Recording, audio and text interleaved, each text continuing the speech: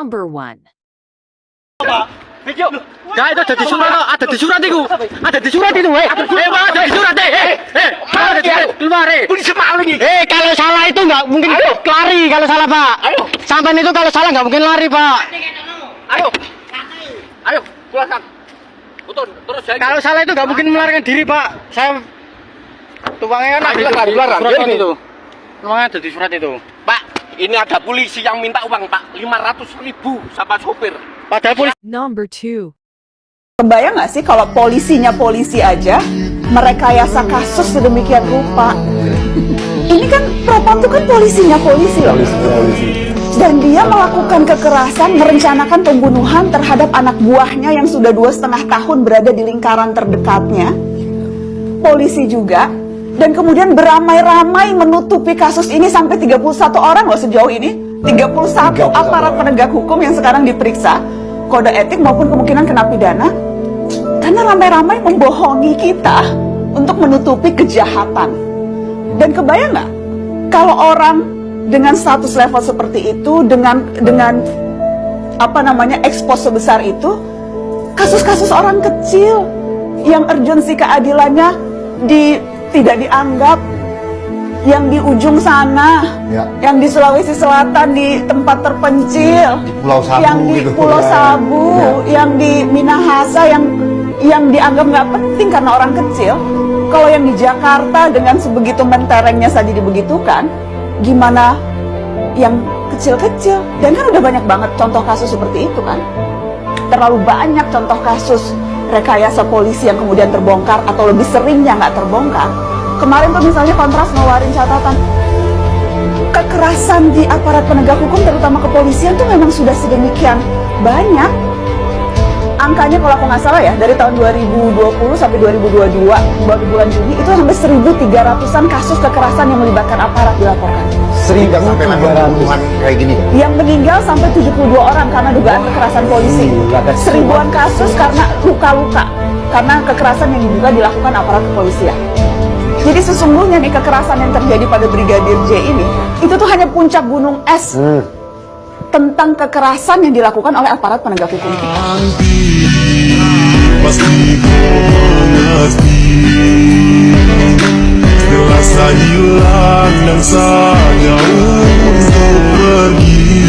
Number 3. Kalian nggak pengen cabut dari Indonesia gitu?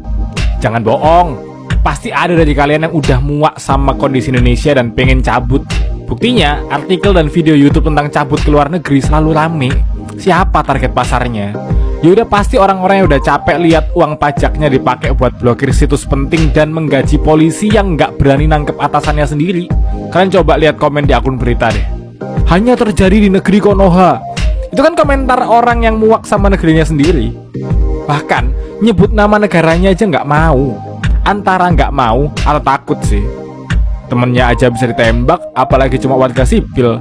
Wajar kalau ada orang yang dapat beasiswa LPDP terus nggak mau balik ke Indonesia. Kalian kalau udah kelamaan mandi pakai shower dan air panas, pasti males kalau harus mandi pakai gayung lagi. Kalau mau anget harus bikin dulu di panci terus dituang ke ember dicampur, males. Aku nggak pernah keluar negeri sih, tapi kayaknya kehidupan di sana jauh lebih enak daripada di Indonesia. Emang menurutmu Habibie memilih tinggal lama di Jerman kenapa? Makanannya lebih murah. Kalau mau nyari tempat yang makanannya murah, nggak ke Jerman, ke Jember. Nasi goreng di sana masih ada 8.000. Ini bukannya aku anti nasionalisme ya. Maksudku, nasionalisme itu bukan masalah tempat tinggal. Nasionalisme itu adalah yang penting hafal Pancasila. Jadi kalau tiba-tiba diwawancari oleh konten kreator, kita bisa jawab dan bisa dapat 100.000. Number 4. Masa kunci-kunci dicabut semua? Emang saya begal apa gimana itu, Pak? Harusnya yang terhormat, yang sopan. Kita udah sopan kok, biasa bilang sopan. Ya. Namanya siapa itu, Pak? Ada nama saya. Ya, siapa? Tapi dulu saya tulis dulu. Iya, namanya dulu siapa itu? Dari mana polisinya? Masa berhentiin kayak berhentiin begal aja. Siapa udah sopan kok masih bawa begal kamu? Kunci mobil dicabut, disita, disembunyiin. Mau dibawa kemana kuncinya? Ya jelas kok salahnya kok. Kunci mau dibawa kemana itu? 9262. Namamu siapa namamu, Mas? Tolong, Mas. Itu di SIM kan ada, Pak. SIM-nya mana? Lah, mau Bapak sembunyiin SIM-nya? Orang SIM udah dibawa dia. Ambil silakan. Foto.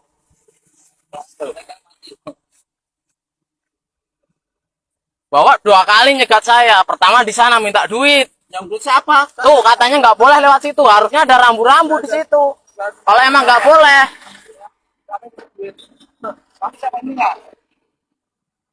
Orang nggak boleh kok masa. Itu pasal berapa itu? Apa? 288. Apa? Sebutan apa? 288 itu. Memang Lampung, Ri. Lampung aku, Pak. Loh, Pak, mosoknya kelindas sama nak? Weh, aku nggak terima mosoknya kelindas. Lah aku netan kan nang sama iki. Lah iya lah ngapain ditilang, Bapak? Eneng sama iki. Lampung Tengah aku, Pak. Gunung Suge, hah? Gunung Suge. Aku tak tukar, aku suge ya. Ya tunggale ngono, dadak. Makanya jatuh. Lah piye lah? Ngeyel iki. Jues keren. Iki tak tulis ya. Les. Gak. Iki tak tulis iki iki to. Mau kosongan Pak iki, Pak.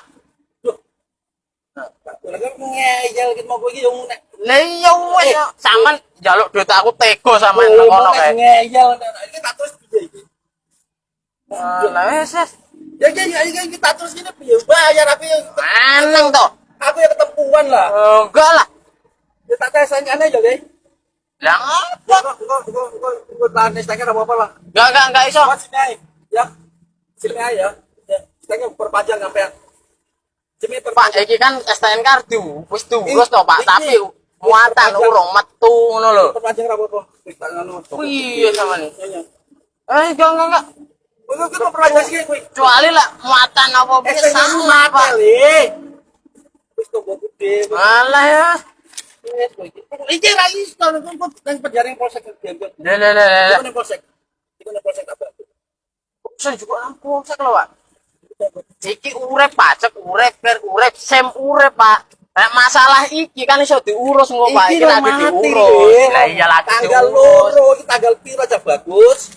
Nah, kowe yang ngeyel. Lah, Kira yang ngeyel kowe kudu nang polsek. Enggak. Nek nang polsek. Orang nggak salah, Pak. Ngomong. Ora iso lah. Ora iso piye aku yang bayar nomboki to. Lah. Emang iki negara. Lah, Nomboki aku, kok kudu nang polsek bantu kok. Kok tak bantu kok. Aku nombok iki. ya wis enggak apa-apa. Sampean jenenge sapa? Wis ora Iki apa-apa. kehilangan enek. Endi? Enggak ning kono ae. Padha-padhane wong Lampung iki. Iya. Iki enek jeneng. Endi? Iki. Kok tak bantu kok. Alah. Ana sik. Mau ingat yang bayar. Foto-foto. Ora iki direkam. Pola bosku tekoke kepiye? Lah iya, ya udah mah. Lagu ngeyel yo. Ngeyel piye to, Pak? Masyaallah. Oh, sampean ki yo ya Allah, astagfirullahaladzim. Lebih baik enak konen itu konen dhewe. Lah iya. Kan bayang ngono. Lah sampean ping pindho lho Pak njaluk aku, Pak. Bismillah. Pertama aku kelingan sama aku tuku somai nang kono sampean cegat ya. Bawa anak cilik ya. Iki bojone. Tonggoku iki. Wis kok nang polsek ae, ya. Lah, kok iso men? Enggak, iki kan bisa. Apa tak telepon ke nganu sih, Pak ya? Ya wis ra apa-apa telepono. Iki tak tulis sisan aku tulis yo nomboi tenan. Iki piye? Lah iki kan iso diurus to, Pak. Iki lho saya tulis ngene iki. Bayar aku yo Bayar piro? Piro? Nggih, Hah?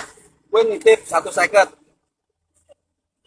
Ora luwih ora kurang aku wis. Wis. 150 Pak bayar ya, Pak. Heeh. Ora luwih ora kurang wis. Kowe bayar ning Gunung Sari silakan. Ya ning Gunung Sari silakan kowe tonggoku masalahe. Ya, kowe tonggoku. Enggak, jenenge sapa, Pak? Enggak jelas iki, Pak. Hah? Paman sono. Bapak? Kowe iki Mas iki koyo Number 5. Silakan.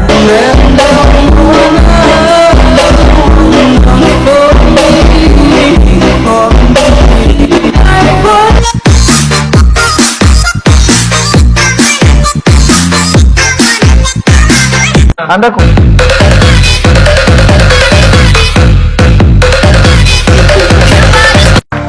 Is